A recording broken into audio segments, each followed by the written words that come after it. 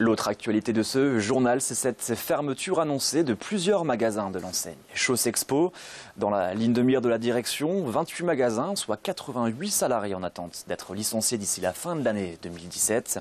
Et mercredi, la CGT et FO étaient réunis devant le siège social de l'entreprise à Fretin pour soutenir les salariés et demander à la direction des conditions de départ plus fortes, plus centrées sur l'avenir de ces salariés.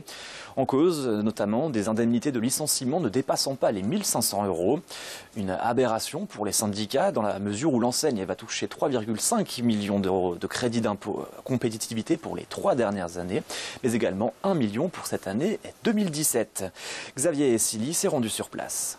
On part sur la base que le crédit d'impôt compétitivité emploi, le CICE, qui a touché l'entreprise au cours de ces 3 dernières années, il représente 3,5 millions d'euros. Ça veut dire qu'on se comprenne bien, le patron, malgré qu'il y ait 88 licenciements, malgré qu'il y ait des fermetures de magasins tous les ans, il touche de l'argent de l'État, qui représente sur les 3 dernières années 3,5 millions d'euros, et il va encore toucher 1 million d'euros en 2017, alors qu'il y a 88 licenciements. Ces 3,5 millions, si l'employeur ne les utilise pas pour maintenir les emplois, qu'on les donne aux salariés.